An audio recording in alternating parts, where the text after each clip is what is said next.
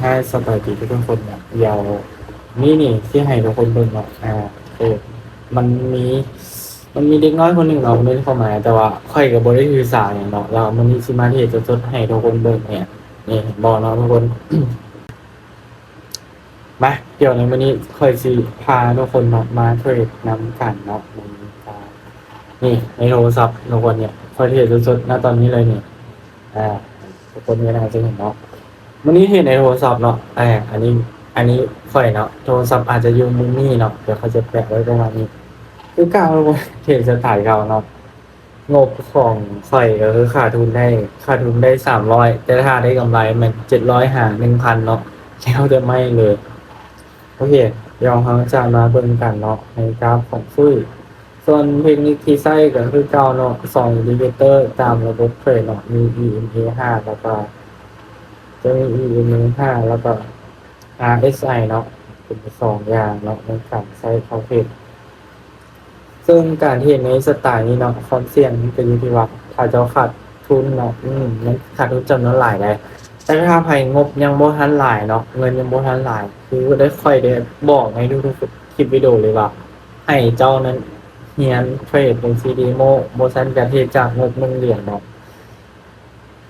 แต่ของค่อยถือว่าเป็นความเสี่ยงที่ยอมรับได้เนาะเป็นความเสี่ยงที่ยอมรับได้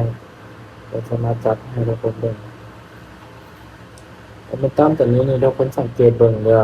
นะขาพยายามพักให้ตรงไหนเนาะซัดเลยอันนี้จัดนี่เขาสังเกตเบิ่งทุกคนคือค่อยได้บอกทุกคนเนาะ DNA นี่มันบอกแนวโน้มของเทรนได้แข่งเทียนอยู่ภายใต้เส้นสีขาวเนี่ยแนวโน้มมันมักจะเป็นเส้นขาวลงนะ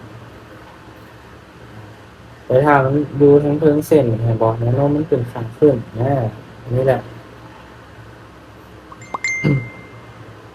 ไม่ลำลึกของเขา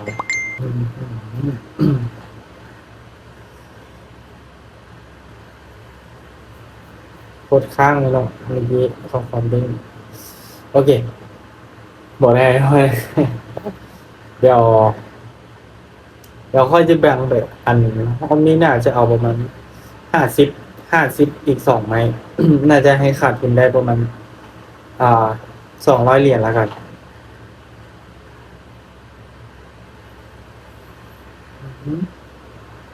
ครับ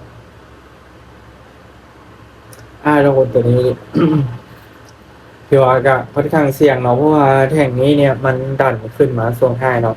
ก็คิดว่ามันจะปิดเป็นรูปแบบของแท่งเทียนสลับเนาะแต่มันดีขึ้นส่วนสุดท้ายโอเคกะเอากดทางใดไปกะให้มั่นใจไว้ทางนั้นเนาะความมั่นใจมันเป็นส่วนหนึ่งที่จะเห็นแฮวบางเทื่อนี่แนวบ่เป็นลักษณะมันก็ชนะให้ได้ทุกคนและเสมอเนาะ มาค่อยเข้าเทรดเด้อซื้อมันมาช่วงจังหวะท้ายเนาะแท่งเทียนเริ่มปรับขึ้นมาอยู่ทางถึงเส้น EMA 5แล้วถ้าเป็นลักษณะนี้เขาก็แค่กดบายแท่งเทียนมันเฮ็ดตลกอย่างกับข่อยทุกคน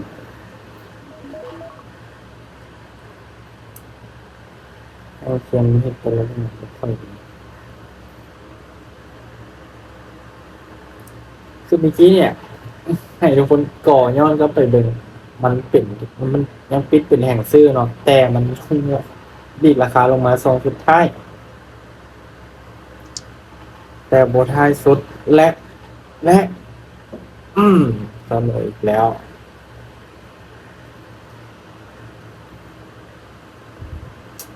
เวลาที่เฮาเทรดเนาะทุกคน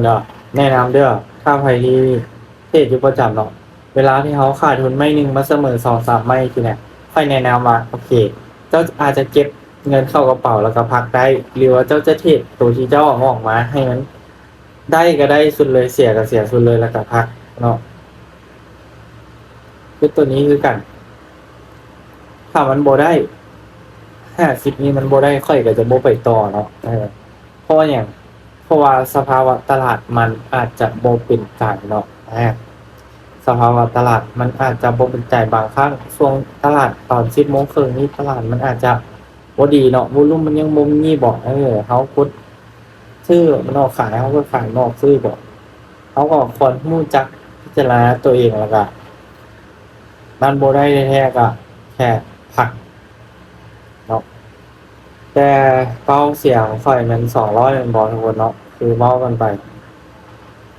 เสมอละ2ไม้เนาะถ้าบ่เสมอก็น่าจะจบถ้วยอยู่แต่ว่ามันจบเสมอ2แห่ง เดี๋ยวในไว้นี้ค่อยจะนำไส้ EMA คือเก่าเด้อนะครับโอเคพอทีนี้ขายเนาะเซลล์ตัวนี้มองเป็นแฮขายเนี่ยอยู่ใต้เส้น EMA 5เนาะราคาแล้วครับที่มัน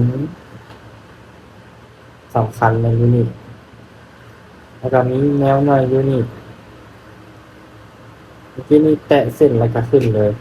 แต่ว่าจังหวะจังซี่เนี่ยค่อยว่ายังลงได้นะยังลงมาเก็บใส่ได้นะถ้าบ่ได้ก็แสดงว่าโอเคถ้ามันบ่ได้ก็แสดงว่าจังหวะช่วงตลาดตัวนี้เนาะมันอาจจะบ่เปลี่ยนใจหรือว่าอาจจะบ่เหมาะสมกับข้อยเนาะในช่วงนี้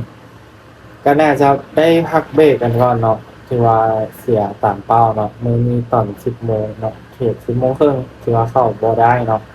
เดี๋ยวเจอกันรอบค่ำพุ่นแหละค่อยจั่งสิแก้เนาะเพราะวอลุ่มตลาดมันยังบ่ให้ปานใดเนาะเพราะว่าอาจจะอยู่ในช่วงเช้าได้เนาะตลาดเอเชียมันวอลุ่มมันบ่ค่อยแรงปานใดอะคนเอาคือว่า เนี่ยได้ก็ให้ทุกคนเบิ่งเสียก็ให้ทุกคนเบิ่งคือกันนี่ลบ200มีเลข0เสียดายเนาะถ้าบ่เสมอ2ไม้นี่ค่อยว่ามีโอกาสที่เขาจะได้ตามเป้าที่คือล่ะแต่ว่าโอเคตลาดมันยังบ่เป็นใจเนาะ และก็ค่อยเชื่อว่าคนที่แบบมันจะอยู่รอดกับคนที่แบบ จังซี่แล้วกดออกมานี่ค่อยเชื่อเลยว่าถ้าเอาออกมาเรื่อยๆโอกาสที่มันจะขาดทุนเป็นล้านพันเนี่ยมีสูงหลายเนาะนี่แหละเอาประเมินสถานการณ์แล้วก็เบิ่งแท้ๆแล้วทุกคนมันบ่ได้ก็คือบ่ได้อีหลีค่อยเคยเชื่อว่า เวลาเขาเฮ็ดหยังเนาะเขาบ่ยอมแพ้นี่เขามีโอกาสชนะเสมอแต่มันใช้บ่ได้เกี่ยวกับการเฮ็ดเนาะ ยิ่งเจ้าฝืนตอนที่จังหวะมันบ่ได้ก็คือบ่ได้อีหลีทุกคน ถ้าเจ้าแฮงฝืนเจ้าแฮงจะขาดทุนเจ้าแฮงจะพอร์ตแตกเนาะอันนี้ฝากไว้ทุกคนเด้อให้ทุกคนเบิ่งเนาะเทรดรอบเช้าเนาะบ่ได้กำไรแต่รอบสวยเฮาค่อยมาแก้กันก็ได้ มันบ่ได้เสียหายนี่ตลาดมันบ่ได้ปิดจังได๋จะมาเทรดใหม่ก็ได้เนาะเอาฝากไว้สำหรับวิดีโอนี้แล้วเจอกันใหม่ในวิดีโอหน้าทุกคน